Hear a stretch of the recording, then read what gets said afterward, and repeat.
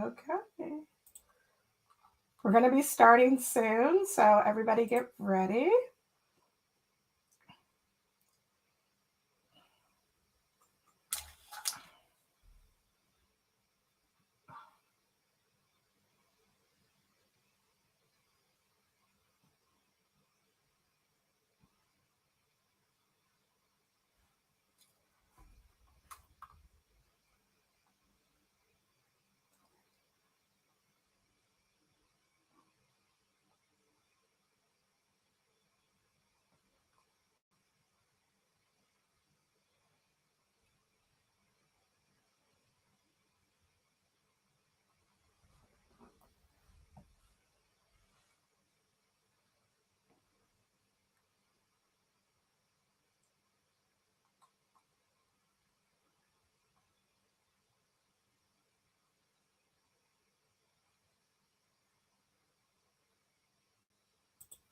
All right. Hello, hello. I'm going to make sure I have the comments on.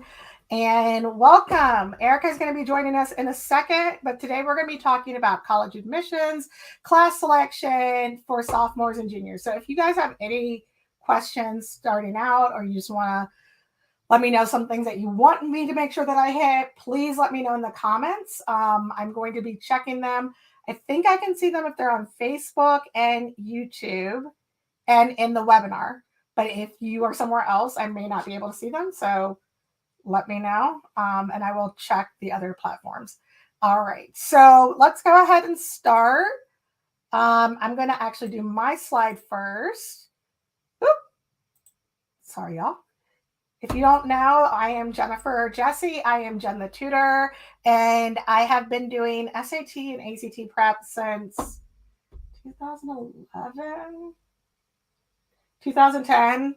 But also I did it while I was in undergrad as well. I worked behind the counter at one of the national test prep corporations.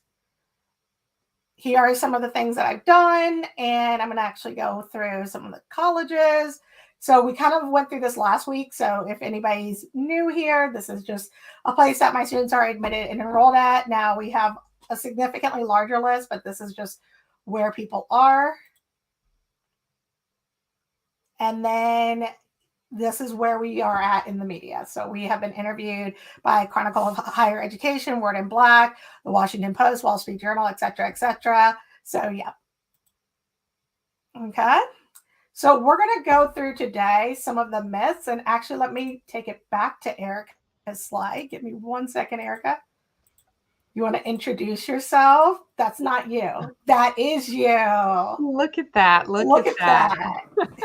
It is indeed. So I am Erica Moore. I'm with Five Rings Financial. I teach people about money and then help them implement the strategies they learn. I do a lot of informational sessions like this, but about money, long-term savings, college savings, things like that. But the reason I'm here is not because I help people with money.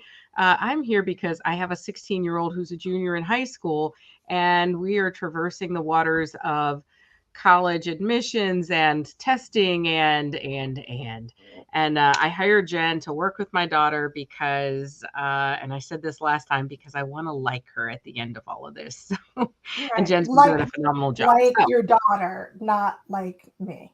Yeah, like my daughter. I do like you, Jenn, and I mostly like her too. And I keep liking her. Just saying. Okay. So let me kind of fast forward through the slides that we've already gone through. And okay, we're going to be going through again. I'm going to do a myth model because it worked last time. So let's just go ahead and do it again. Erica, oh, we forgot to announce Erica is our parent ambassador for the 2023. I just realized I was about to say 2022, 2023, 2024 season. So if you are a parent and you are interested in connecting with me or Erica, please let me know. But let's go through the myth one. Max out IB, AP, and dual enrollment. Erica, have you heard this? Get as many AP, IB, dual enrollment classes as possible. I have.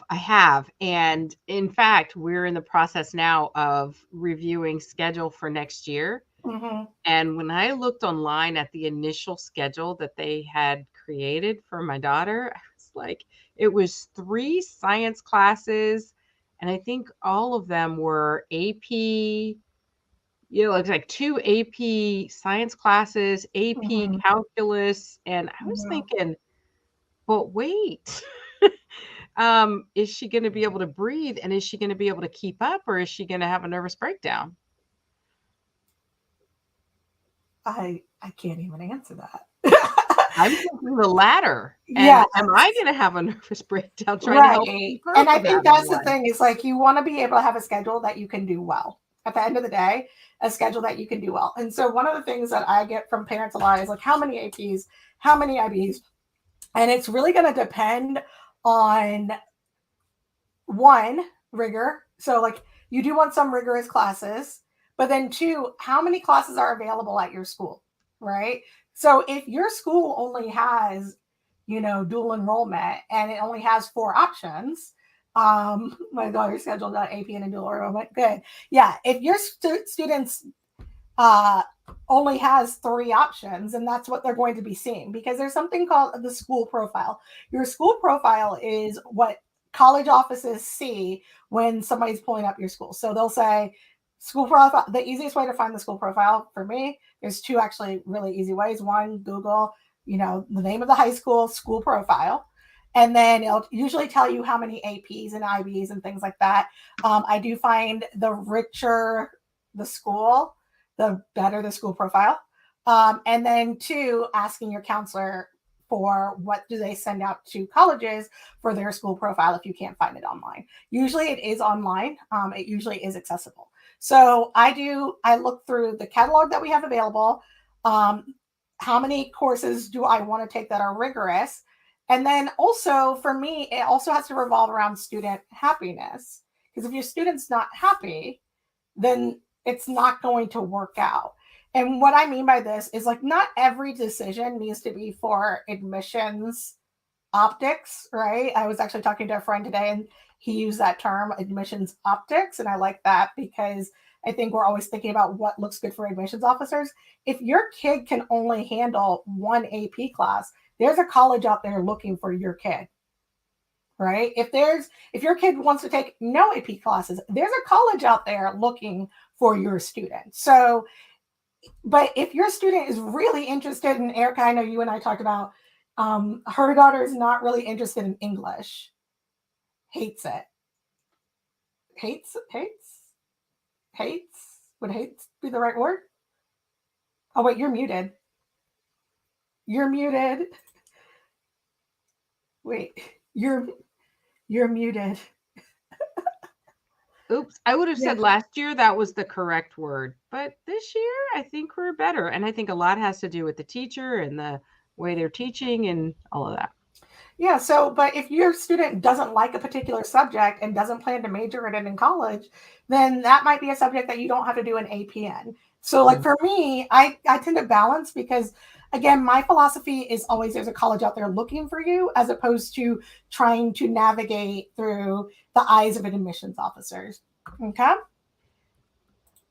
Um, and then, yeah, major. So one of the things that I asked one of my friends who has worked in admissions at a highly selective rejective college, one of the most selective rejective colleges in the country. Then also at an HBCU, then also at, a state college and another place is does it depend on major? And I already knew the answer to that, but the way that he explained it is for STEM majors, you're going to want to see things like pre-calc, calc. You're going to want to see things like maybe if you're going to statistics, obviously there should be a course that says statistics on your transcript, right? If you're going to physics, physics. And then for liberal arts, you're going to want to stretch yourself by taking like AP Lit or IB Lit or something like that. So here, there is one caveat that I have seen, and it's actually very encouraging, right? Because there are colleges that will accept your student even if they are missing 1 or 2 classes. They will just have them either take it over the summer through a bridge program that allows you to kind of get ready for college, or they'll have them take it, the first year. They'll have them be off. I think UC system is doing this now, where you'll take all of your introductory classes that you're missing, right? And then you'll be admitted into the program once you're finished with those programs. So that's another thing that is a possibility, especially if you don't have all the classes that you feel like your student's going to need to prepare them. They can also look into the larger systems. And I always tell people, if you're thinking, well, my student didn't have this much exposure to this, and this, or they're not really sure what they want to do, maybe starting in a larger system like a UC system or a Penn State system or a UNC system will allow them to kind of start at maybe one of the satellite campuses, or in Penn State's case, it's actually all the campuses are Penn State, right? One of the lesser known campuses, and then move to the major campus. But I do find that a majority of times, UT, so University of Texas has one. I just visited UTSA. I did find a lot of times students don't actually move. They end up being happy at the smaller campus, and they go to the larger campus for bigger events, or they just do a lot of those stuff virtually with the larger campus. Does that make sense? It does. It does. It's great.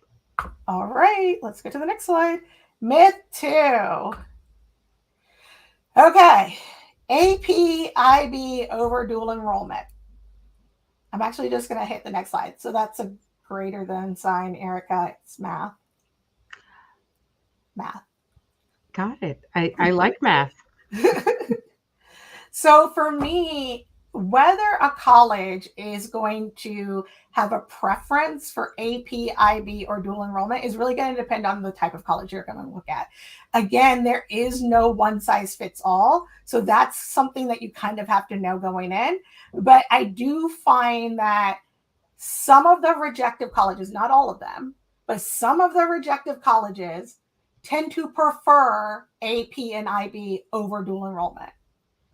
That does not mean your student has to take everything AP or everything IB and not take dual enrollment. If there's a dual enrollment in a class where, they're not as serious, and dual enrollment allows you to have more grades throughout the semester instead of that one big test, then that's an opportunity to step down, right? But for me, what I find is the colleges that tend to be really picky and finicky about that tend to tell you in the process, and you can ask them. And when you say dual enrollment, it becomes very obvious that they have a preference.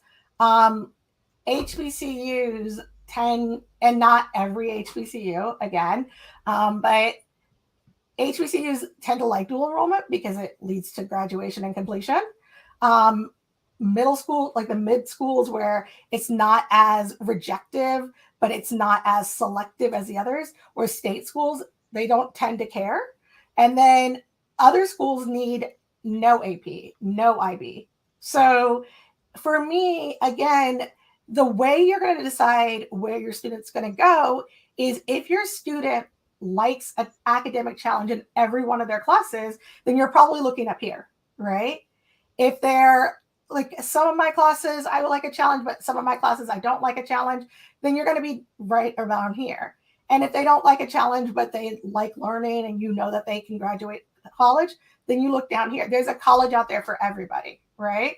So the only thing is, you don't want to do a for-profit college where it might be a scam, right? So keep your eye out for that. Dual enrollment. I'm going to answer this question. What exactly is dual enrollment? Does it mean that you enroll in a community college and a high school at the same time? Yes, it depends on the state. So some places you actually bus out to the community college. Some places they bring the professor in. Some places you're actually just going to a class that's already in session. But essentially you're doing a community college over AP, which is standardized curriculum, and IB, which is worldwide standardized curriculum, if that makes sense. Okay? It does. Again, it's not one size fits all. So you have to narrow down your list, and from that list, it's going to determine, is it IB, is it AP, or is it dual enrollment? Because again, some colleges don't care. So a lot of times what I find is there's this term that's actually used in one of the SAT reading sections that's called dead weight loss, where you give a gift to somebody and you spend more than you're supposed to spend on it because you think the person's going to appreciate it more. The same thing happens a lot of the times for classes. Sometimes we're taking 7 or we're taking 5 APs, and the college would have been fine with you taking none, or the college would have been fine with you taking 2. So the sooner you get your list, the more you can say, okay, based on what we are doing, this college makes sense. Not, okay, based on what the college is telling me, we need to add more and more and more. Based on what we're doing, this college is not really a good fit. Based on what we're doing, this college is a good fit. So you can actually reverse it as opposed to always centering the college and saying, okay, this is what my student's doing. Who's going to value that? Okay. The less selective the college, the more likely they're going to be more flexible. And I actually find it's not a popular opinion. It's not a popular at all. There are rejective colleges that I really, really like, to be clear. I do find that some of the lower colleges tend to just do better with students. They tend to care if they're going to graduate. They're not trying to always kick them out. Erica, I know you were in a very competitive program, very competitive major. So you know the weed out process. Oh, yeah. It was, it was very well known. Can you explain weed out to everyone? Yeah.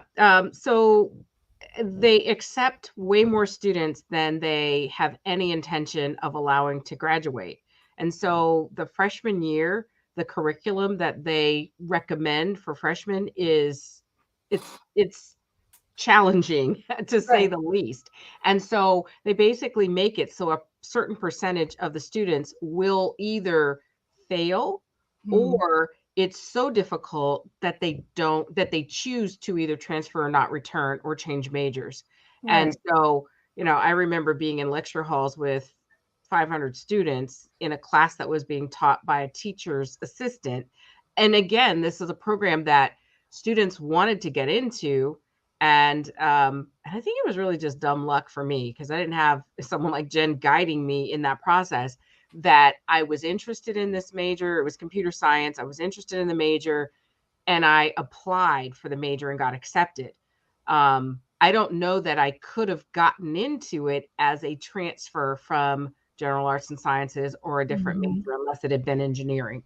Because they pretty much did the same thing in engineering. So, but more than half of the freshman class either transferred out of computer science or dropped out after freshman year. And by the time we got to senior year, only about a quarter that started with us actually graduated. And so somebody said, what do I mean by lower colleges? I don't mean lower in reputation. I mean the less selective rejective. So if you see here, it's 0 through 10. That means 0 through 10% of the applicants are going to be admitted. 10 through 25. Now this is about less than 1%. Can you give an example of a college that maybe is in that category? A rejective college, you say? So Akil Bello actually changed it from selective to rejective to reflect that they're not selecting people, they're rather rejecting people. Yeah. So I would say Harvard, Yale, in our area, Georgetown is going to be a very selective college, right? I'm sorry, most selective college. Then here, I would say about 3% of the colleges are in here. So this would probably be, and I think USC actually just moved from very selective to most selective. But these would be some of, like maybe like a UVA for a reference point would be between 10 to 25% of the students. 25 to 50% is going to be less selective rejective. So that's going to be, I'm trying to think of like a JMU. JMU might be at around here. Virginia Tech is going to be around here. But then within those colleges, you might see majors that are very selective. So like engineering is going to be very selective or most selective, right? So within each of, you have a larger college, like Williams would be probably very selective rejective. But I do find that a college that is rolling admission, so that means a college that's taking students throughout the year, and a college that maybe is less selective than the most rejectives do tend to have more support. So if your student is a student that's always struggling without like you hand holding, it might be that they're better off at a college where they're going to get more support as opposed to a rejective or selective college where they're like, you're on your own. You know how to do this. Or one of the things that some of my students say at the most selective or very selective colleges is they feel ashamed to ask for help. And that doesn't necessarily happen at some of the other colleges. I'm going to come back to the next question in 1 second. Okay.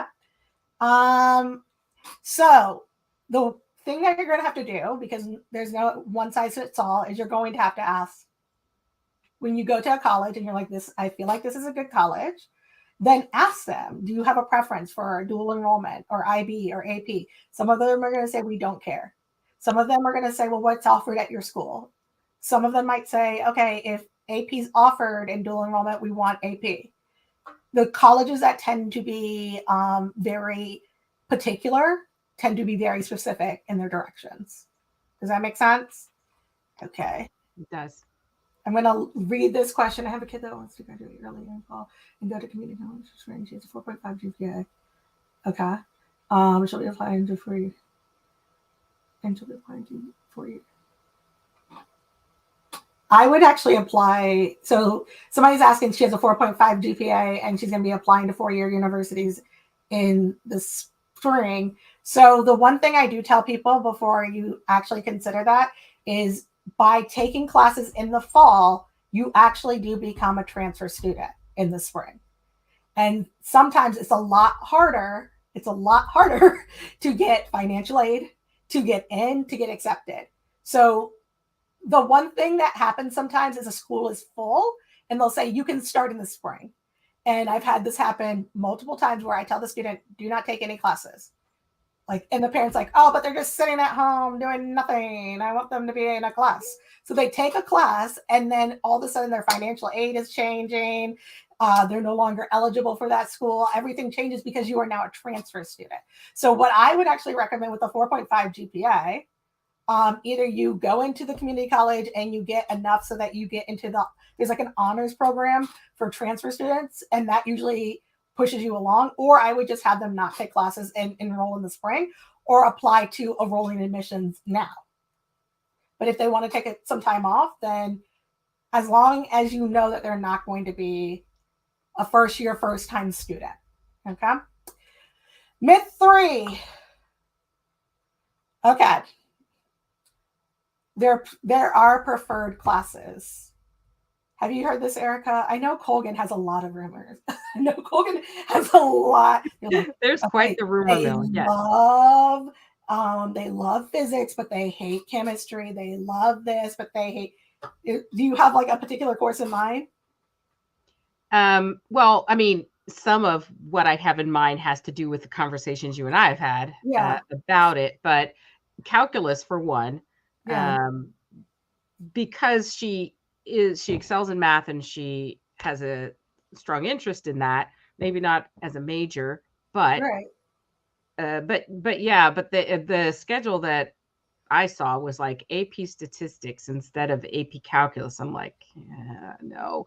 And then some AP, I think it was chemistry that they were, I mean, she's doing great in chemistry. And so they were recommending AP chemistry, but she has no desire to go into that. So I'm confused, a little bit as we're traversing this, get the schedule straight. So and leaning on you for some guidance here. Yeah, for me, the one class that comes up a lot, and parents and students are like, I hated this class and I didn't want to take it, but I thought it was going to look good for college admissions, AP Environmental Science. Interestingly, they had put Skylar in that class sophomore year. Right. Without having the prerequisite. And I'm like, well, wait a minute. Like that was not on what anybody asked for. Yeah. And for me, if your student is interested in AP Environmental Science, fine. But if you're just doing rigor for rigor's sake, I wouldn't necessarily pick AP Environmental Science. There are colleges, I would say, when you look at the selective rejective colleges and most selective rejectives, I always prefer AP Calc or IB Calc or whatever. BC is all but not better, but BC tends to be the harder one, and AB tends to be the easier one. So if your student's looking for a challenge in math, BC might be a better place. I always tell students calculus is very difficult. So I would prefer, and this is just me, I would prefer a student go into calculus and get like a B minus, then go get an A in stat. Because the one thing I do see is a lot of students are like, I want to get an A. So I'm going to go from AP Calc, which is actually going to get me ready for engineering, to AP Stats, which is really not going to get me ready for engineering, right? And if you're going into engineering, you need calc. You shouldn't be avoiding calc. Right? You need calc. And don't let college be your first introduction. Right. You do not want never let your first calc class be in college. Been there, done that. And it is the number one question, the number one crying phone call I get is about calculus classes in college. Should I drop out? Can I even do this? And I'm like, listen, I'm going to say this. It's not going to be popular. But once you're in college and you're secure, I'm like, C's get degrees. Get a C in calc and let's keep it moving, right? In calculus, not in everything, but get a C in calculus and let's keep it moving, right? But for me, AP Calc or IB Calc tends to be something that helps you prepare pre-calc, right? I would say at the state school level, taking a pre-calc is enough. That the state school level, even going into algebra 2 is enough. Usually algebra 2 or higher is what you're going to need for, I would say, the colleges that are more selective than rejective. Okay. But if your school doesn't have that, then you can't take it. And that's just the reality, right? There is something, I'm going to put it in the chat. It's called edX. So it's edx.org. And one of the things I tell students is they're worried about calc, or they're worried about, a particular class, or they just don't have it, but they're interested in taking it as they get ready for college. They're like, well, how do I know if I want to be an engineer? I want to take a calculus class, but we don't have it. Go ahead and take it on edX. You do not need to pay for the college credit, but these are college classes, and then your student can get exposed. For me, I remember I have one student, I actually have all the photos of a lot of students up here, and I'm looking at her. I'm not going to cry because I get a little misty when I'm talking about my students, but I have one student in particular, and she was like, I am so glad she went to Forest Park. She's like, I'm so glad I did biomedical because I hated it. And I'm so glad I'm not going to do it in college. And that is a great opportunity. And one of the things that she said in her essay, she's like, while I hated biomed in, this program that I was in, it made me realize I wanted a college that allows me to have more hands-on experience. And she's like, and I knew then, okay, this is what I like and this is what I don't like. You should be creating not only data points for your students for admissions, but opportunities for them to explore their interests before you have to pay a large sum for it, unless you're already at a private school. Okay. The other resource is going to be your counselor. Now, this is what I tell parents all the time. There are instances where your there are instances where your student isn't aware of all the classes for whatever reason. Either it's a counselor, the teacher doesn't like them, yada, yada, blah, blah, blah. Okay. I tell my parents, go ahead and get a full list and be like, hey, I would like a full list of all the AP or IB or dual enrollment offerings, or the more rigorous honors. Cambridge is another one. I want all the rigorous offerings, and then have your student kind of like decide where they want to go. And if your student's not recommended, at that point, schedule a time to go talk to the counselor. Why isn't my student recommended? Right? Because sometimes it's just like, oh, like we didn't think she would be interested. Or I remember I had like a 95% in reading for my test scores, but I wasn't recommended for AP or IB. And so my mother went in and I was like, I want to take a rigorous class for history and for English. I don't want to take it for science, right? So she went in and advocated using my test scores. So get a list of what's offered so that you know what's offered, and get that list updated every year, because some years you're going to have really like, oh, the teacher's gone now and we can't really teach that class, and other years, but also get a read on the class teacher themselves, because sometimes you might not want to take that class just because the teacher's not the best teacher for your student. Okay? Okay. Let's talk about YouTube. Erica, I'm just going to take a little break right now because you don't want to talk about YouTube? I'm going to answer this question because I do want to talk about YouTube, but YouTube is dangerous. Some students try to take AP courses that are not offered at their high school, thinking that it looks better than their classmates. Do you recommend this approach? If they're interested in a class that's not at their high school, genuinely interested, then go ahead and take it.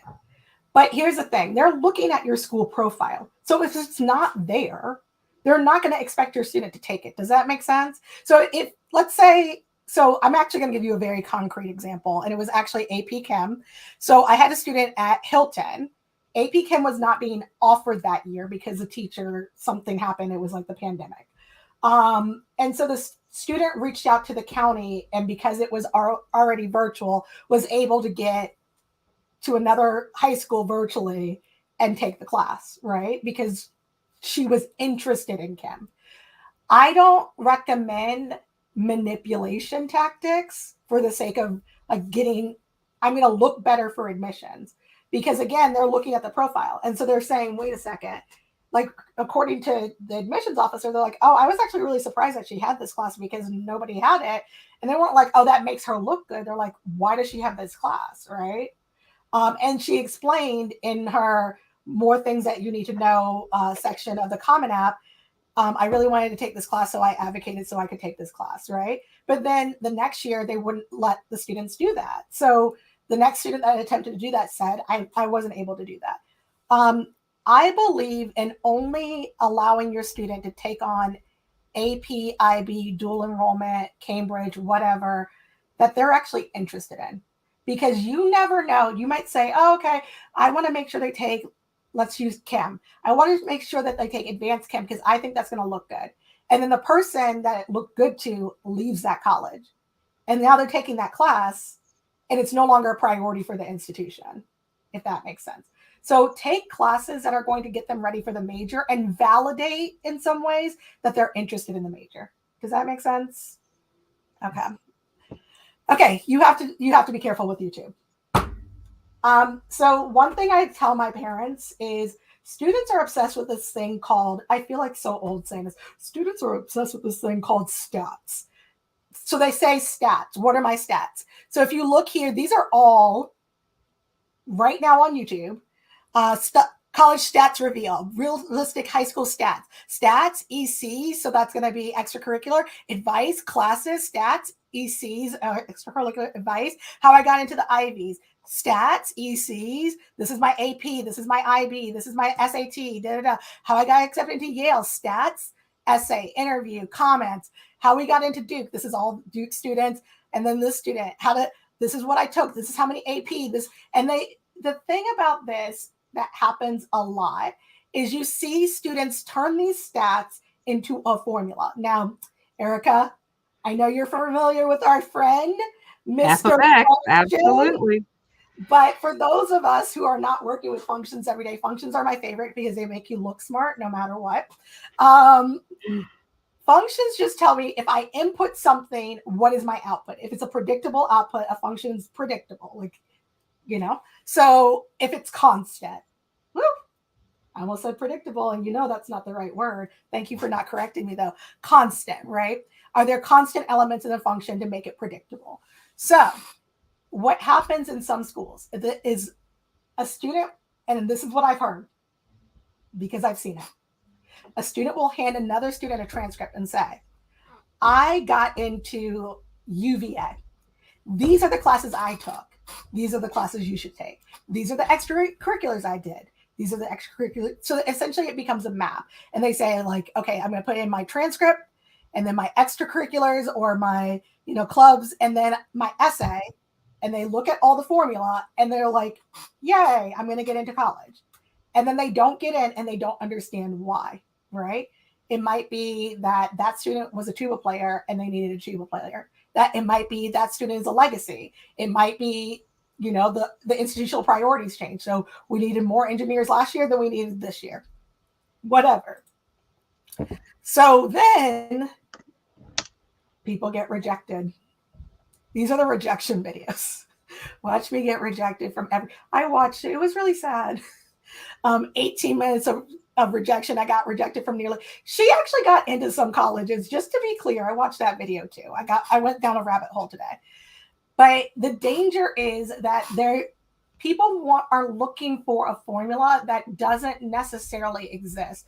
And I see a lot of the times, like, particular companies say, our students got into this college, this college, this college, and this is what they did. That's not always true, because behind every student that got in, there's usually 5 or 6 other students who did not get in. Or maybe they got in, but not for the reason that they're saying. Maybe they said, oh, this is my dream essay. This is my college essay. Follow the essay. And the admissions officers hated the essay. Okay. So colleges change from year to year. Their priorities change from year to year. I knew some admissions officers that weren't even sure this year if they were going to be test optional next year. They were like, no clue.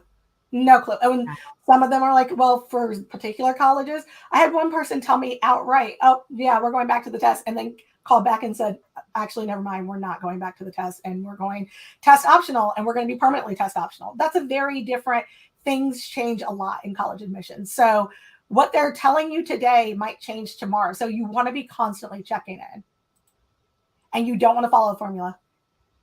This is an unhappy parent. This is an unhappy teen. Unhappy parent, unhappy teen. Erica, do you recognize this look? I do. I do, because you've seen it. And even the younger child is upset now because of the energy in this room. Let me tell you, the number one thing that happens when students get rejected, they forget that they've made some decisions. All of a sudden, you've made all the decisions and you've made them wrong. So putting your kids into too many APs or IBs or dual enrollments that they don't want to be in usually creates, if they get rejected, this level of resentment. If they get accepted, they did it all on their own, right? But if they get rejected, it comes back on you. So you do not want to have unhappy children.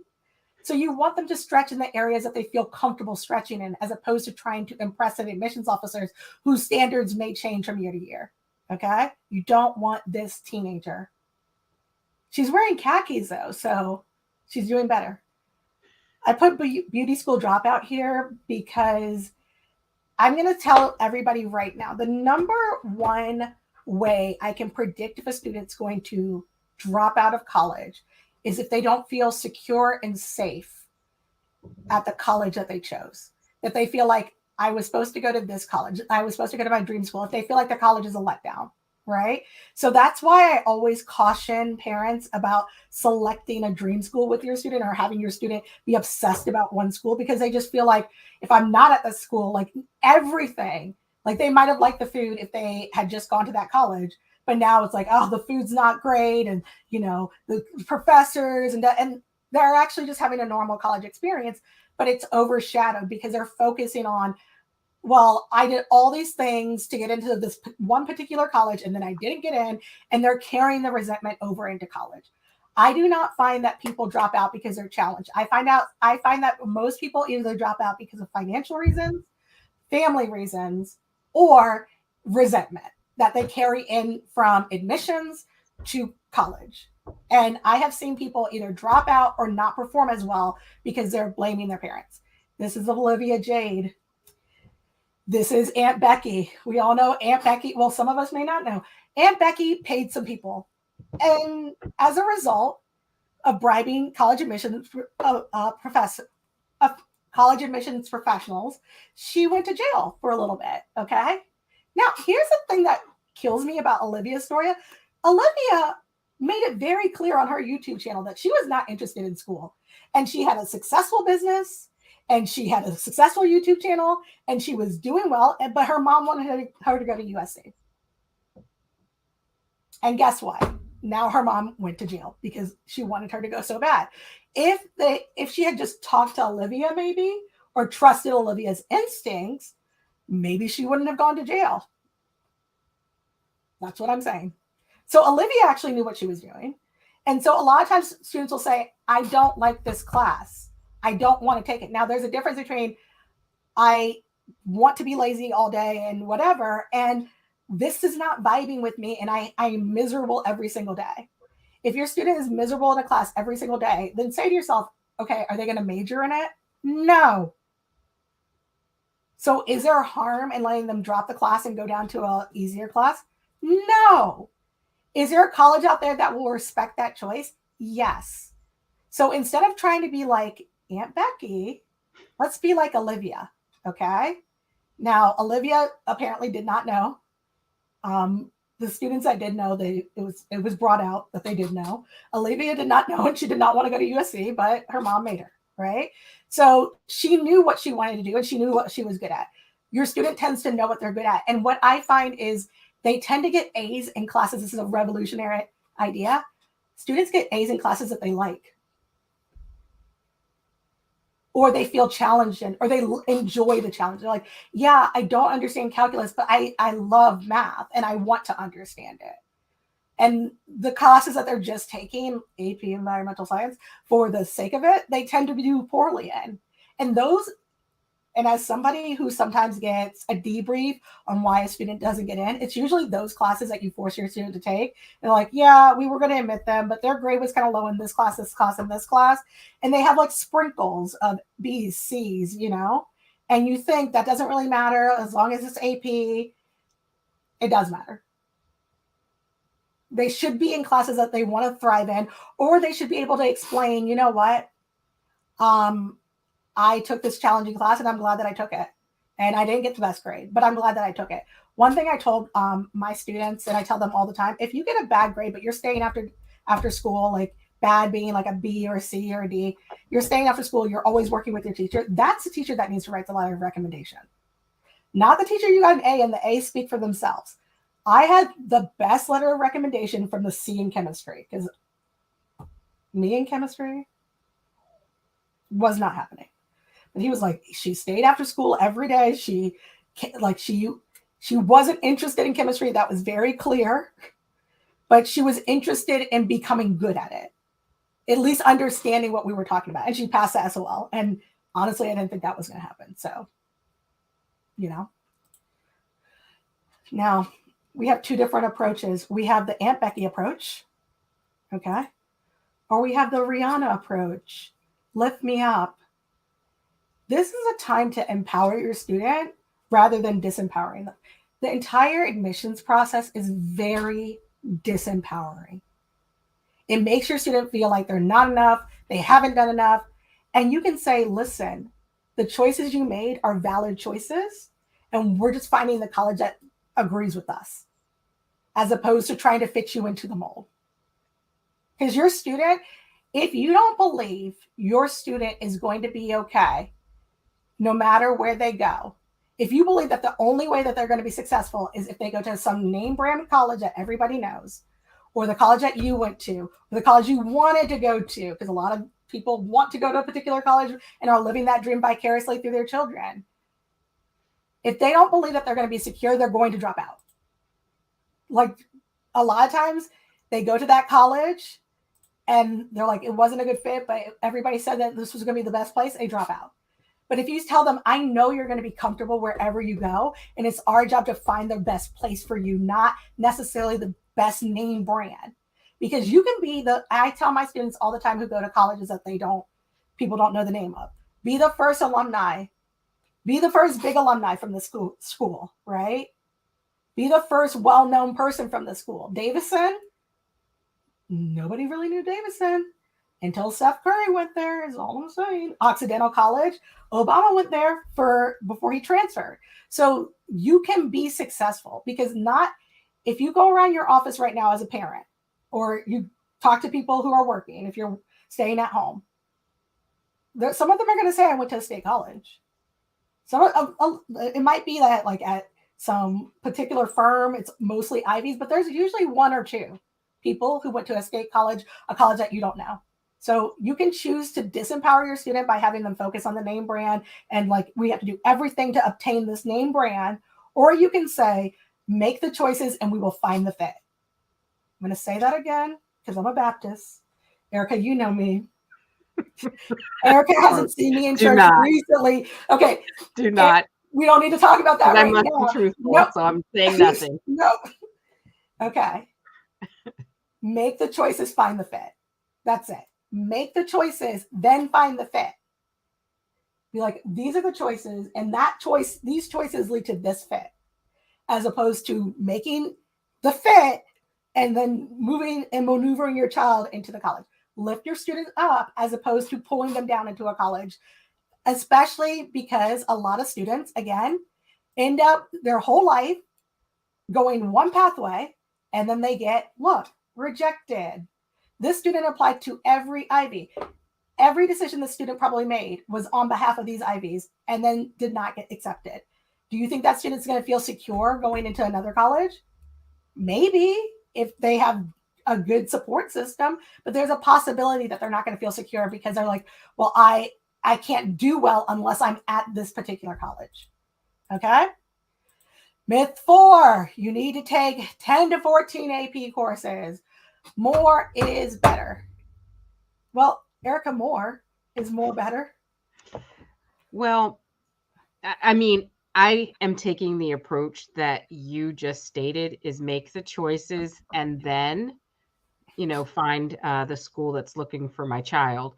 I want her to have a balanced high school experience. Right. I want her to be able to do the things that she enjoys doing in addition to, studying and making good grades. So I'm not letting her like take slacker classes.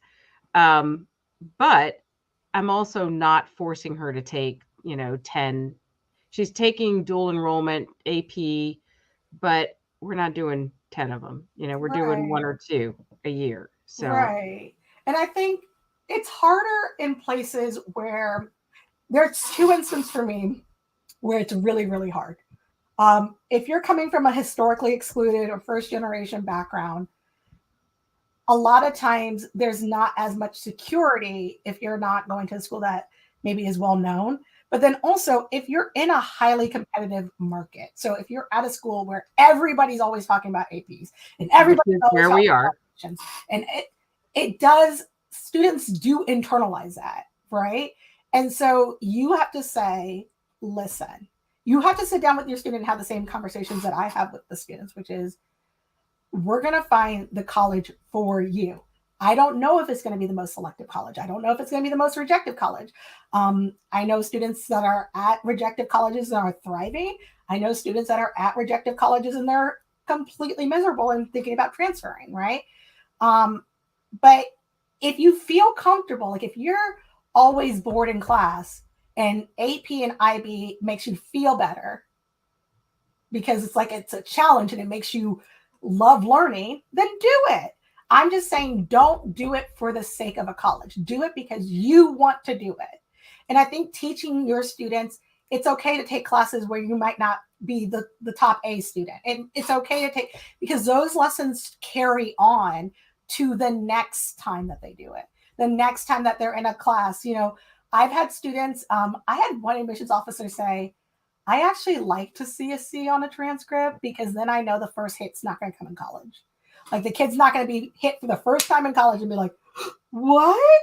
I've had A's all my life. There's a little bit of, like they've already had a humbling moment in high school, right? Doesn't mean you should aim for that C, right? But I had one of my students at a very highly selective, rejective, get there first. I actually had 2 students in the last 3 weeks. They got their first C. And you would have thought, I honestly, when they called me, I thought, oh my God, like I'm getting messages. I'm like, oh my God, they must be like, I was thinking about getting in the car, not because they were like, oh, I have a C, but based on the messages that I was reading, I thought something serious has happened. And when I called, it was like, I got to see, I haven't been able to eat. I haven't been able to sleep. I haven't been able to like think straight. I'm not going to be able to go to grad school. I'm not going to be able to go because that the mindset you set for admissions is going to carry into college. So if you don't tame that mindset now, when they hit that wall for the first time, they're going to say, I need to drop this. I need to drop the major. I need to. No. One of my students almost dropped out because they got a low grade or changed majors because they got a low grade. And my friend called her, my friend who's a very prominent engineer was like, hey, just like FYI, I failed an entire year. Like that's normal in engineering at this particular institution. Erica, you know what I'm talking about. It's like a 2.5 is not abnormal for an engineer. So if your student wants to take 10 to 14, fine. But if the only reason your student is doing that is because they believe they're not going to be secure in the admissions process, then it's time to have a conversation and say, do you believe that you're not going to be secure unless you go to a particular school?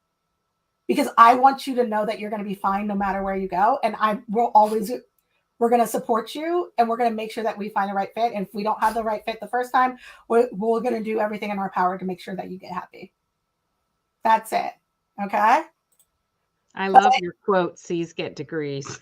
I don't think I'd ever heard that, but it's true. I don't bring that out until the kid hits the first wall. Right. Yeah. I mean, because I'm not going to tell them to do their best. We don't want them partying when they're capable of A's, and because C's get degrees, they're getting those C's. Right. We don't want that, but I do it's not the end of the world. I do find that my first generation students, my students English as a second language, my students from historically excluded backgrounds, my students with disabilities, they tend to take it harder than other students because they don't have the security. They're not like, oh, well, I have all this, everybody else has graduated college. They don't know. Like they'll come to me and be like, oh, I got a C and I don't know. I'm like, oh, you can just change your major. They don't know that. Kids don't know everything, right? They're not going to always ask. So they feel like this is abnormal. But Mark Colonian found out that some AP officers are not favoring 14, 10 caseloads for AP. UNC said they won't be looking at more than 5 AP or IB courses. And of course, your major is going to determine the 5 that they're looking at, right? They're not going to be looking at science if you're going into literature, right? Same thing for the SAT and ACT. I've had students say, oh, I have a really low grade in, really low score in English, but they're going into math. Okay. Does a college actually care? Heath at TCU, which we met Heath this summer. I actually met Heath for the first time with your daughter. Students who demonstrate a record of success in 4 to 6 advanced classes will receive a maximum score. Anything over that is bonus. It doesn't mean your student shouldn't take it. It just means if your student's not interested in taking it, don't force them to take it. So I would say College Board says performing well on more than 4 to 6 exams doesn't alter the future success in college. I would say you don't need to be successful on an AP exam to be successful in college anyway. And then we talk about mental health here, which is a huge aspect. You don't want your student burning out, especially if they're going into a really competitive program for undergrad too. You don't want them burning out at high school, then burning out again, because what I find is the students who are conditioned to burn out never stop that process. And then they hit a wall in college where they can't overcome something by just study, burnout. And that's where they start getting depressed, not going to classes, even though schools have gone test optional for the past few years, this was years ago, there's no indication that colleges are rewarding massive AP course loads. This is what I always say, don't assume, okay? No. For your list, do they care? Not for the list for everybody else, okay? So here's some advice. I called some of my admissions friends. Now, they were working their jobs and they didn't always answer. So then I would text them and then I would call back and then I would text them again. This is what some of my admissions friends said after I hounded them down. When parents and students ask me what classes I should take or how many APs, it usually means that they're about to attempt something stupid and they're having doubts, but their neighbor told them or a parent of a student who got in told them. Okay. Next quote. B's and C's in most of your APs doesn't help. How many can you do well in? And then the corollary to that is don't shy away from a challenge. If you're interested in pursuing STEM majors, getting a B or a C in calculus does make sense instead of getting an A in stats. Explain the difference. Explain in the application the struggle and the steps and the experience. I love a great essay on, I think there was a really rejected college that told me one of their guiding principles in one of their questions was, we want students who are prepared not to be the smartest person in the room, because they're not going to be the smartest person in the room anymore. And so the essay was trying to grapple at that. And if your student hasn't been challenged in that way, then and everything has just been gravy, then they're not going to really have an answer like, what was your biggest challenge? That comes up a lot in admissions. Doesn't mean they should be challenged for challenge sake, but it does mean don't encourage them, like, let's just drop this class because you're not getting a good grade. If they like the class and they like the challenge, because again, that mindset's going to carry. And the next time they get into a college class and they're not doing well, they're like, let's just drop it. You don't want to condition your student to be, every time I have a challenge, I drop a class. Or every time I have a challenge, I go to an easier class. Or I switch majors or whatever. Okay? Last night, I posted on Twitter and I said, I know some of you think that in the womb, you should be taking AP classes, but anybody else with advice? My friend on Twitter, Will Walker Jr. says, I think balance, sanity, stability, success might be missing from the conversation. I've been reviewing apps, and for me, courses only matter if you pass them while maintaining involvement in other meaningful activities. If your student doesn't have time for anything else, then they're going to need a college that values an academic review. I'm not saying like there's no college out there that's going to value it. There are some that are just like, we're straight academics. So if you're straight academics, we are here for you. Okay. But a lot of these colleges are looking for different textures, a holistic admissions where we're looking at multiple components. There's a burden on students to provide an explanation because it's really hard to make sense of it all. Students aren't strategically planning their next steps, except for in a lot of high schools they are. So what I've come to value is a student who explores lots of meaningful experiences that help them inform interest. Honestly, I don't think vanity means different things to different people. For me, vanity shows up when folks think they need to be president to have a positive effect. Things don't have to be glamorous to matter. I think it makes sense for someone to be interested in a lot of things. I'm a poster child for the liberal arts education. So what I look for is thoughtful engagement. I had one student, one day the student was somebody who talked to the founding member, the founding president. The next day, I guess somebody had convinced them that they should just say that they're president. I was like, that story doesn't even make sense. It doesn't align with your experiences. If you have an interview, you're not going to be able to talk about it. But I had another student that was like, I decided to just be secretary because I wanted to be able, like, I love taking notes and I love organization. And she was going into project management. That makes sense for that student. They don't have to be the president of everything. They don't have to be perfect. Okay. Meaningful activities are things that students actually care about. I find that when a student actually cares about the activities, there's more to talk about in the essay. Just that, it's that simple. Being involved in something for vanity has a negative effect. Someone has been baking because it's their passion. That's what I want to read about. It does. You can tell when a student has been faking involvement in things. Now, there are students that are interested in everything, and it's hard to pin them down. So you want a college that allows them to explore everything. You know, like a liberal arts college that's like Brown, right? Like Brown is like, we don't have any majors, and open curriculum colleges. There's more that are more selective, lesser selective, and things like that. But you definitely want you want to have an opportunity for your student to explore their passion. And so I tell people who say, well, we're not going to do the SAT, ACT, invest that money in your student. Ask them, if you had $500, come up with a proposal. What plan would you do? I had one student that was like, I love our buddies program. I think you guys have that as well at Colgan, the buddies program with special education students. And she's like, I was actually in that or doing that. Yeah. And she's like, and we haven't had an opportunity to like go outside and play since the pandemic. And so she just arranged a field day because she just wanted to. And she's like, they loved it. I loved it. We all loved it. The community came together. It was such a great event. And when you're reading that story, it feels authentic and genuine. And people always ask me, how do I stand out in admissions? I don't think you need to stand out because there are a lot of colleges that will take you if you don't stand out. There's colleges that like vanilla. Okay. I do think being authentic always reads better. And the level of depth your student has, if you're constantly putting them in everything because you want to make sure that they look good for admissions, they usually don't have the depth. And so their essays read as shallow as a kiddie pool. Okay. I would prefer you have 3 activities or 3 APs that you go in depth on than have 16. Have a meaningful relationship with the teacher rather than a teacher that says they were in class, they did well, they did it. You want your kids to be able to make connections, to be able to explore and things like that, and have opportunities to say, this is not what I want to do. Validate their experiences.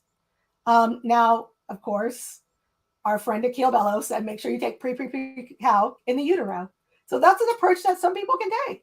If you're pregnant right now, maybe start having your kid do pre-AP calc. Okay? You maybe start them in whatever. Pre-calc preschool? Do they have that? Is that a thing? But this is a thing that always drives me a little bit nuts, and we're ending on the hour, so we're coming up on an hour, so I'm going to go ahead and shut it down in a second. But the thing that drives me nuts is people will say, well, college is so stressful and admissions is so stressful. And I say to them, and they're like, and we're at a very, very, very, very, very competitive school. And I said, okay, how many students didn't go to college? Like, oh, I don't know a student that didn't go. So we're not talking college is competitive. We're talking you all are focusing on these particular colleges that are competitive, right? And you can say, listen, you have the right to pursue whatever dream you want to pursue. But you have to know that you're going to be secure if you don't get into this rejected college. And for me, I look at the list and I say, okay, you like this about Brown? This other college that's less selective or less selective is like Brown. So you're going to feel secure at both of these colleges. And so then we build it all the way down to our reach school is selective and our, safety schools are, going to most likely accept them. And that way they know no matter where I go on the spectrum, I'm excited because you don't want to put colleges on your list that you're not excited about. Okay. The more selective, the more rejected, the more rigid, but also you can do everything right and still not get in. I feel like I say this all the time. You can do everything right there. I was watching the Operation Varsity Blues documentary again, and the person was crying about taking all the classes. You can do everything right and still not get in. All right. So you can take every single class. You can become class president. You can do everything that you think that they want. And they're like, no. Why? Because they're not judging it based on qualifications. They're judging it based on a rejected college is judging it based on institutional priorities. They know that all of you are academically qualified. Only like 3% of you applying that are not academically qualified. They know this. What they're looking at is these are our priorities, legacies, donations, more kids in this particular program, XYZ, this athletic program. They're looking at all of that and they're saying, based on our priorities, which students in this pool should be our priority. Okay. If your student pursues interests they have, they'll have good data points for college admissions. If you give them opportunities to explore the interests that they have, they will always have a good story by the time they get to college admissions. And good story can mean, I did not want to take any APs. I wanted to rest. I wanted to relax. I wanted to do whatever. And now I'm going to a college where I can relax and do whatever I want. The college fits me. Okay. Don't try to make your student into something they're not. Recommendations for college selection. Counselors, that includes admissions counselors and your own counselor. Every school in Prince William County now should have a college counselor and a career counselor. I would talk to the college and the career counselor. Are there classes that you think would better prepare me for this particular major? Again, counselors tend to know, oh, if you're applying to this particular school, they're going to expect this particular class. Okay. And they're the ones that can make the shift in your schedule to make sure it works. Look at your college list. Your college list, there's a lot of excess if you apply, like a Williams model to a University of Nebraska. You don't want excess. You want to have the right fit, right college, right list, right schedule. And what I know this is foreign, but what makes your student happy and also you happy? Like, you don't want to be up waiting for your student to have a breakdown every night. Right, Erica? Okay, so you can join our mailing list. I'm going to put, I don't know if I can actually, I'm going to send it out. I thought we need the QR code. Yeah, we need yes. Yeah. We need a QR code. You know what? You can just pull up your little phone. And then you can text Tutor to get alerts when we go live. If you want to work with me individually, you can do that. So I always tell people what's the difference between group work and individual work. If your student has specific questions that are only specific to your student and you don't want them asking those questions in front of a large group, then that's it. Again, we also do hybrid. So I have students that will start individually with me, go into a group, go back to individual, go into a group. So we circle through sometimes. I would say if your student's coming from if your student's already anxious or they're at a school that's causing anxiety, usually having them go to me one-on-one is a better fit for the beginning. Sometimes afterwards they're fine. But a lot of times if you're at a hyper competitive high school and that's impacting your student, having somebody one-on-one individually focused is helpful. Okay. I'm going to have one thing about that, Jen. I got lots of misinformation and confusing information looking for things online, and then connecting with you and having you actually look at what's going on with my students and helping us to traverse this in the one-on-one was invaluable. Yeah, invaluable, because even, this session was super impactful and you gave lots of good information. Same with the last one, but I'm sure, like, how do you apply it to everybody else, like, not everything you said really pertained to our situation. Right. And when we did the one-on-one sessions, everything we talked about was very specific to our situation and what we were dealing with. So, and usually I start kids one-on-one, even if I'm going to move them into a group. So we tend to do 2 meetings one-on-one, one with the student, one with the parent. And depending on the style of the student, I might switch it. So I might say, this student's already anxious, so let's start with the parent so they feel secure. Then let's go to the student. Or if they're analytically minded, like my science students, they're like, but why are we doing this? Because I start with, what do you want to be when they're like, oh my God, no. So they have to get a relationship with me. So for me, I would say some students are better one-on-one, some students are better, but I tend to start every student one-on-one until I know which student they would be good in a group with. There are some intensive that we're going to run. Erica is going to have her own group where we're going to be talking about the college search and things like that next month. Make sure you're on the list for next month. I do have a college tour presentation. It's not going to be through my platform, but I will send it out via my email. Okay. So I will make sure on the Facebook page and everything like that, there is going to be a replay for anybody who's about to ask that. We don't take them down. Okay. If it was free, it remains free until it doesn't, but I can't think of a time that it wouldn't. Okay. So please feel free to share this information with anybody you think would value. Don't trust the internet. Don't trust, I heard in the hallway, don't trust the neighbor told me, don't trust, oh my God, this other student who got in did this. Always verify and validate this information. Again, we're from the DC area, so trust but verify is, they say that all the time here. The military guys say that all the time. Trust but verify. But trust but verify. They're right about that. Trust but verify all the information and say, would that make sense for me? You definitely want an individual application. Okay? Anything else, Erica? I think that's it. That's the last slide. I think it's a wrap. Okay. If you want to join Erica's group, let me know, or let Erica know if you know her. And let's say goodbye. Bye, everyone. Thanks, Jen. Yes. And I see some thanks in the chat. Thank you. Thank you all for coming. Thank you. Thanks, Christina.